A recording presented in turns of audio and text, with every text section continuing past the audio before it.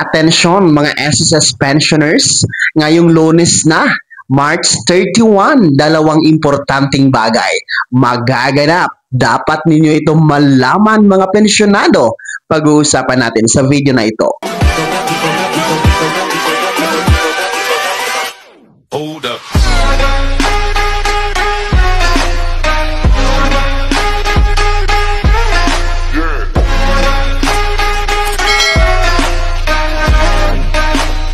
Hello mga ka-vlogs! Welcome dito sa aking YouTube channel. Magandang araw po sa lahat ng mga manonood. Saan po kayong dako sa mundo? Kumusta mga ka-vlogs? Mga pensyonado ni SSS, dalawang importanteng bagay magaganap o mangyayari ngayong susunod na Lunes, March 31. Ano-ano ang mga ito? Mamaya-maya, iisa-isahin natin.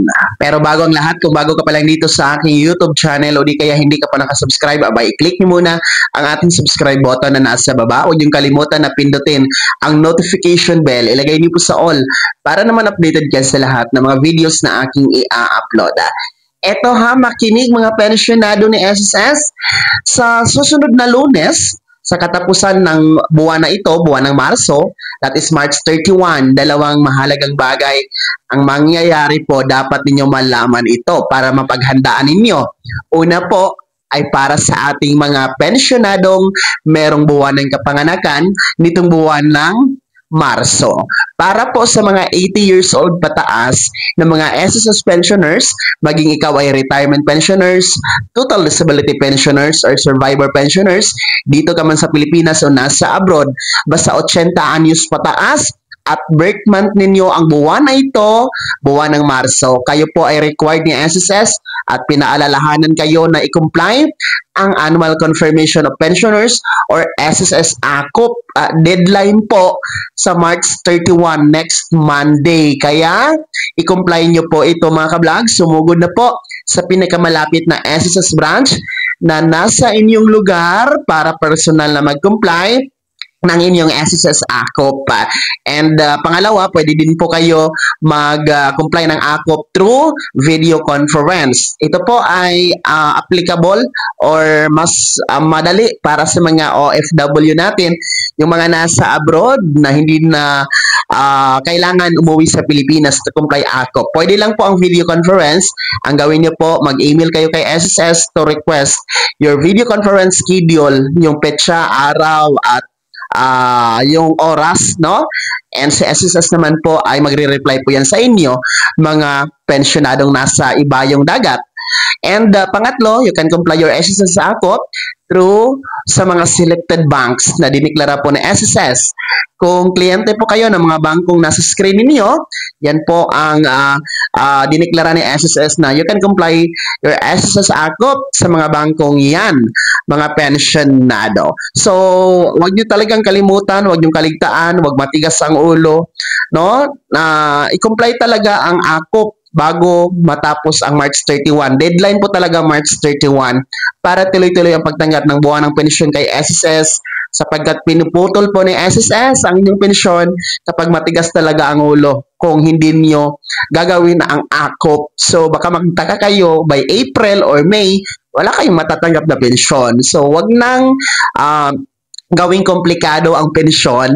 Sumunod na lamang po tayo ha, dahil naaayon yan sa SSS Circular 2023-014, yung revised guidelines for annual confirmation program ni SSS. Pangalawang importanteng bagay na magaganap o mangyayari ngayong susunod na Lunes, March 31, abay good news naman po ito para sa mga pensyonadong kabilang sa first batch. Yung meron pong date of contingency mula 1st to 15th day of the month. Sapagkat alam nyo ba na ang inyong pension crediting ngayong buwan ng Abril ay magaganap sa Lunes, March 31, advance ng isang araw.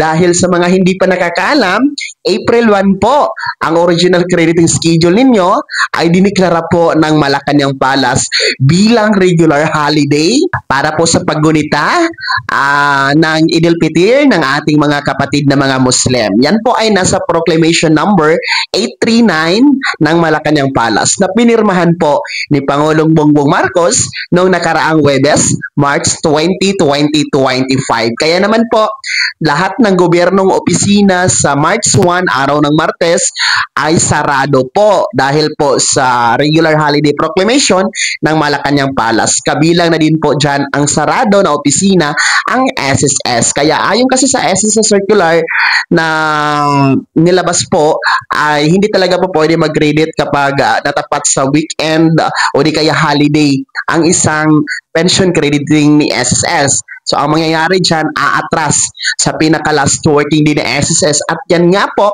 ang March 31, next Monday po, mga pensionado. So, advanced ang isang araw, kahit pa paano mas maaga po, kaysa inaasahan ang inyong April pension crediting, mga first batch, SSS pensionado. Pahabol ko lamang na paalala sa mga first batch, ngayong Lunes po, ang makikredit sa inyong ATM card na pension for April, ay tanging yung pension lamang ninyo na halaga, no? Wala pong dagdag, walang increase, hindi pa po kasama dyan ang second tranche dahil wala pa pong update ang SSS regarding sa inyong second tranche 1,000 pesos pension increase. So yun po ang dalawang bagay na mahalaga pong magaganap, mangyayari ngayong susunod na Lunes, March 31.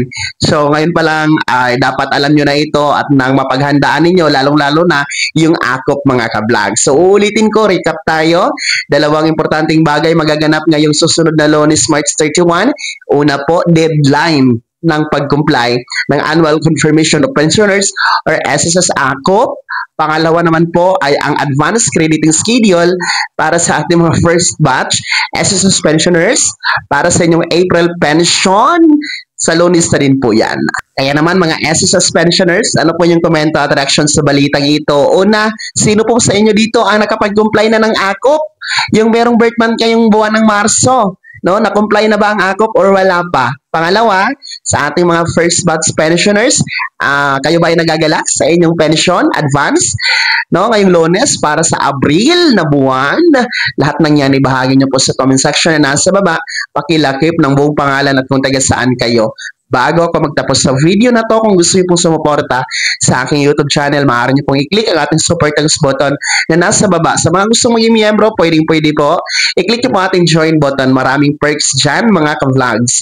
Be my member now. Sana'y naging gabay ang video na to kahit paano na pag-uusapan natin ang mga mahahalagang bagay-bagay na may kinalaman sa pagiging miyembro, beneficiaryo at pensionado sa SSS. Kung hindi ka pa nakasubscribe dito sa aking YouTube channel, maaari niyo nang i-click ang ating subscribe button na nasa baba. Huwag yung kalimutan na pindutin ang notification bell. Ilagay niyo po sa all para naman updated ka sa lahat ng mga videos na aking i-upload. Maaari niyo din i-like ang video na to. At kung meron ka pa mga katanungan, maaari niyo i-komento sa comment section na nasa baba. Paki-follow na din po ang aking official Facebook page na nasa screen niyo. Muli po, ako si Daniel Timpawan na nagsasabing dito sa aking YouTube channel, Pawang Katotohanan at lahat totoo lamang.